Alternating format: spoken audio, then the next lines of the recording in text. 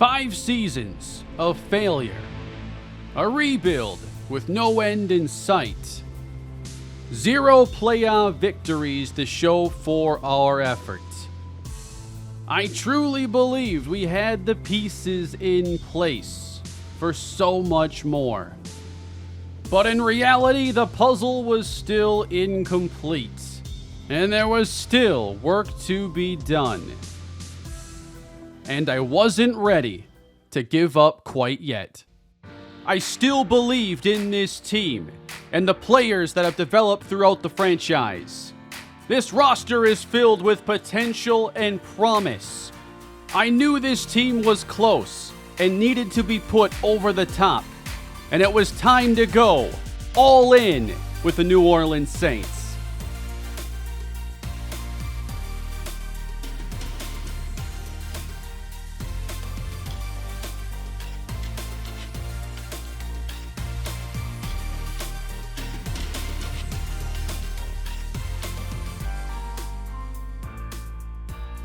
We left off with the Saints after a Wildcard Playoff defeat and a 9-8 season. Despite it being our best season in 4 years, it still felt like a disappointment. I made the trade for Mac Jones to try to stabilize this team and give us a chance at the postseason, but it still didn't give this team a Super Bowl opportunity. Jones was better than Blake Westbrook in year 5, but not significantly better. And Blake Westbrook's development has just gotten completely off track. The inconsistency with his accuracy was just too much, and that's why I made the move for Jones. I like this team a lot. We've drafted and developed some excellent players in the franchise. Players like Tommy Tomlinson, Chad Binns, and Jacoby Pearman. I wanted to get Mac Jones just so these guys would have a chance to get hot and go on a run. And despite there being this much talent on the team, it just didn't happen. We still lost to the Seahawks by double digits. And I knew in the offseason I would need a new plan. I could not just run this team back and throw Mac Jones out there again. No one's going to watch that. And it probably wouldn't work. You look at the best teams in the NFL, and most of them have a game changer at quarterback, like the Buffalo Bills, who win the Super Bowl here after Season 5, with Josh Allen getting a ring. So I knew I'd have to be aggressive and come into this offseason with a new approach. And here's how everything unfolded. First off, Michael Thomas and Ryan Ramczyk have both retired, giving us another massive hole on this roster, having to replace one of the best right tackles in football. We had some key free agents going into the offseason, and not all of them wanted to return. We declined the option on Juan Beard. That wasn't my best first-round pick. And you can see a number of key players here that were needing new deals. Ronnie Stanley, at 34 years old, wanted to test free agency, declining my 1-year offer. Montez Sweat then turned down a 2-year offer. I chose to franchise tag Montez Sweat to keep up that strength along the defensive line. But players like Vita Vea, Jabril Peppers, Cade Otton, and many others would hit free agency, and we would have some cap space to potentially get aggressive in free agency. We were set to pick in the 20s this year in the first round of the NFL draft. I was not interested in plug and playing a rookie quarterback into this offense. I knew I'd have to look at tackles after losing Ryan Ramczyk to retirement, and thankfully it was an excellent tackle class, and I had already been scouting them very aggressively. But I had to see what opportunities were there in free agency. There were some big names at the top of the board, and at the quarterback position, there were some starters out there. Bryce Young, Anthony Richardson, CJ Stroud, Chad Watkins, Jordan Love. This is a free agent quarterback class for the ages. So who do you target in this case? There was Bryce Young, the most accurate passer in free agency.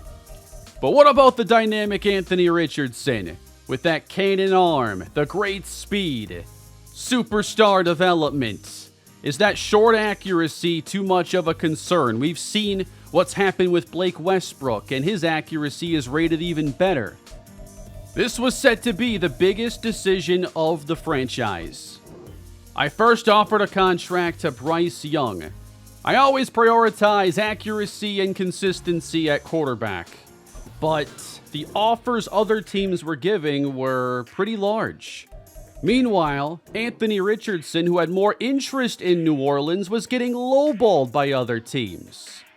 There was also CJ Stroud, who wasn't all that interested in coming to New Orleans. His development in this franchise has made him a very solid quarterback, but maybe not a game changer. I decided I would keep that offer out to Anthony Richardson. I then offered a contract to Ronnie Stanley to return for another one-year deal. I also gave a contract offer to Nicholas Petit-Frere, a 74 overall. Seeing Jalen Carter available was really tempting with his interests lining up with New Orleans. I've wanted more disruption on the inside and someone who can help stop the run. But to make these aggressive moves work, I was going to have to restructure some contracts to open up cap space to make these offers. So I had to commit to restructuring while not knowing if these players would even accept. But I put out a big 3-year offer to Jalen Carter, and I even increased the offer for Anthony Richardson. 4 years, $205 million for Richardson was the offer. These 4 offers would utilize most of our remaining cap space, so I led with those 4. We signed Jalen Carter and Nicholas Petit-Frere successfully. Stanley and Richardson waited, and the offers had caught up. Now it was a competitive battle to bring in Anthony Richardson with a dozen teams trying to sign him. I added an additional $1 million per season. Anthony Richardson made his decision. He would become the new starting quarterback of the New Orleans Saints, giving us a dynamic game changer that we've never had in this series. I worried about that short accuracy, but knew there was so much to work with, and I loved the fit with him and our playmakers. I got my 4 targets in free agency. It took a lot of moving around money and restructuring contracts to make this work. This was a really good start, but to me it was only the start. Blake Westbrook is no longer our quarterback of the future. I think he can still succeed, but we want to chase a title now, and he's just not the guy. We have signed Richardson and made our decision. The offensive line still could use a starting right tackle. The playmakers were obviously great, and adding Jalen Carter gave this defense a much more complete feel. I wasn't completely content, however, and there was another move I wanted to make. Jeremiah Owusu-Koramoah was an early signing in this series, and he's been a good player, but I don't think he's been a game changer for our defense. And I've wanted to upgrade this offensive line. And when I saw this opportunity, I knew this was the move. Brett Reeves is one of the best pass-protecting guards that we're going to come across here in the franchise. He is not a great run blocker, but we have traded JOK and his big contract to the Bills for Reeves and a 3rd-round selection. We would upgrade our offensive line, cap space, and draft capital in one move. I then looked at the running back opportunities. Rachaad White was good for us in Season 5, and I like having multiple running backs I can count on. And I remember multiple years ago in the franchise, I was very enamored with Tavares Cofield, but didn't make the move at the time to select him. And he's been backing up Devon Achane in Arizona. So I targeted Cofield. And I took a look at their quarterback situation, and I see they're now looking to trade Kyler Murray. They want to move on and find their next quarterback of the future. And that's when it all clicked. What if Blake Westbrook, who we drafted out of Arizona State, returned to Arizona to join the Arizona Cardinals? Now, Westbrook is a young quarterback with a lot of upside, so I knew there would be potential for a big deal here. Arizona had Patrick Queen, whose cap hit was far lower than Jeremiah Owusu-Koramoah's. And he only had 1 year left on his contract. I felt like he'd be an excellent replacement.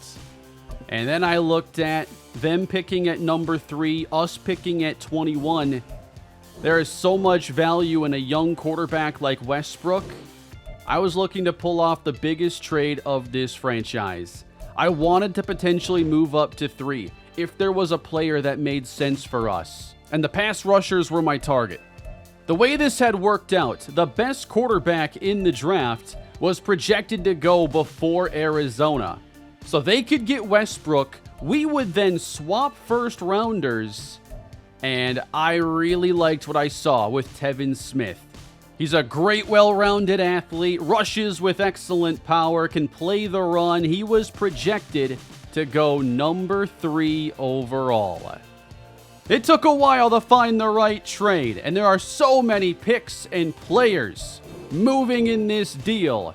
We have traded Blake Westbrook to the Arizona Cardinals in a deal that includes James Houston, a swap of first and fourth round picks. We give them a 5. We get to move up for number 3 while acquiring Tavares Cofield and Patrick Queen. I don't think I've made a trade quite like this one. Adding another dynamic player to the offense. Replacing Jeremiah Owusu-Koramoah with a player who went to LSU and gets to now play for the Saints.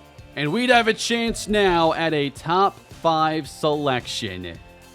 And you throw all that into an offseason that gave us Anthony Richardson. That's my definition of going all in. Surprisingly, the Commanders had gone with a tackle at number 2 instead. So no quarterbacks were selected yet. Didn't matter for us. I was still sticking to the plan of drafting at number 3 overall. Pass rusher Tevin Smith out of USC. Hidden development, 85 speed, 91 acceleration. And he would be the final piece to our defense. Now, we still had picks in the 2nd, 3rd, 4th round that we could work with. I traded up aggressively for a higher 2nd round pick, giving up a 3, 4, and a 5 because I wanted to go get an offensive lineman. And Mark Marshall was still there with round 1 to 2 talent. Only normal development, but I felt like he would be a plug-and-play starting right tackle to replace Ryan Ramczyk. His pass and run block power ratings were very good. This meant we wouldn't have any more picks until the 5th round of the draft, where I would then, of course, go and take a running back in Lakeem Hunter out of Wake Forest. Then I'd come back with another pick and select linebacker Antoine Holiday. But this class was all about what we could do at the very top to help this team compete for a Super Bowl. We had a 4-player class, and Tevin Smith has 77 overall. He's a pass rusher, but a very complete player. He can do it all. And this has a lot more upside than our Juan Beard selection way back when. 78 power move, 75 finesse, 78 block shed with that top 5 caliber athleticism. I could not wait to see Tevin Smith in this defense. Mark Marshall does have some deficiencies I knew we'd have to work on, but some strengths at the same time. And we got him in the 2nd round, so he's not going to be a perfect prospect, but certainly a starting caliber player. Lakeem Hunter would then be added depth at the running back position behind Roby and Tavares Cofield, while Antoine Holiday can be a special teams player and backup linebacker. The Cardinals, by the way, with making that big trade and getting Blake Westbrook, they were able to supplement their roster with 4 72-plus overall players.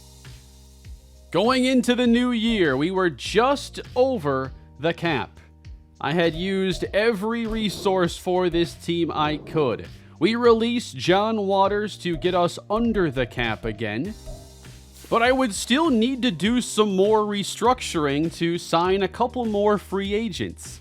Jalen Carter just got here. We're already restructuring his contract, staying true to that Saints tradition so we can bring back kicker Blake Grupe and fullback Reggie Gilliam. I love the way this offseason went for us. We found a new quarterback and one who can elevate this offense. And I think he's got everything around him he needs to succeed. Anthony Richardson is the new quarterback in New Orleans. He had played good football in Indianapolis, but I felt like our roster could potentially raise his game, and he could raise the collective game of our team at the same time. The defense sees two massive defensive line upgrades with Tevin Smith and Jalen Carter. Patrick Queen replaces J.O.K., and we have that secondary with all those superstars that have been developed. Tommy Tomlinson, now the face of this defense. He is an X factor and one of the league's top cornerbacks. This feels like the roster that we've been waiting for.